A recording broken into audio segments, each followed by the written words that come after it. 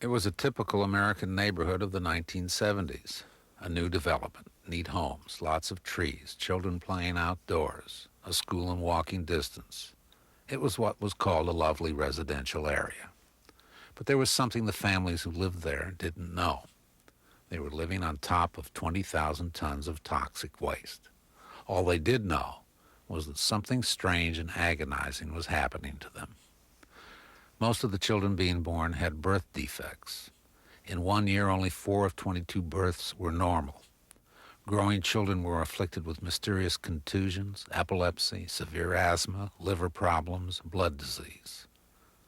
This was in Niagara Falls, New York, and the neighborhood came to be known as Love Canal.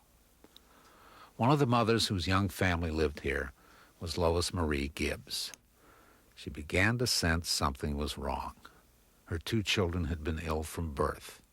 The oldest began to have seizures when he started school. Many of her neighbors were sick. Some had chemical ooze in their backyards. Kids played with fire rocks. When the rocks were thrown to the ground, they exploded in flames. Lois Gibbs went to work, and what she discovered was that 3 blocks away from her home, and right beneath the school and playground, was a 3,000-foot trough filled for 10 years with toxic waste from the Hooker Chemical Company. The company had sold the canal and the land around it to the city for $1, with the provision it would not be liable for any future problems. That wasn't good enough for Lois Gibbs.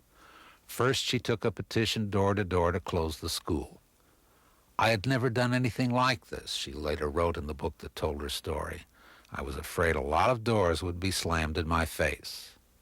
No doors were slammed, and although this middle-class American housewife had no experience as an organizer and no college education, she became the community's leader and formed a homeowners association. They fought City Hall. They went up against state and federal agencies and commissions, and they won. After years of hearings, health tests, chemical sampling, and grassroots organizing, 810 families were evacuated and were paid for their homes at a cost of over $24 million. The national press coverage of Love Canal made Lois Gibbs a well-known name. 3,000 people wrote her asking how they could solve toxic waste problems in their areas. And what Lois Gibbs eventually did was move to Arlington, Virginia, to found the Citizens Clearinghouse for Hazardous Wastes. It works as an environmental crisis center. At the Center for the Study of Responsive Law, it is called the best grassroots organization in the U.S. In many ways, Lois Gibbs is the quintessential grassroots environmental hero, someone who has shown that one person can make a difference. "I was naive," she said. "I had a blind faith in government. I learned you've got to fight."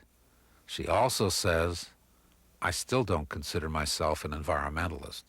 I don't eat bean sprouts and yogurt. I rather consider myself somebody who helps fight for justice." Environmentalist or not, Lois Gibbs has been judged as someone who represents in every way the idea of grassroots environmentalism. And for outstanding environmental achievement in North America, a 1990 Goldman Environmental Prize is awarded to Lois Marie Gibbs of Arlington, Virginia, USA.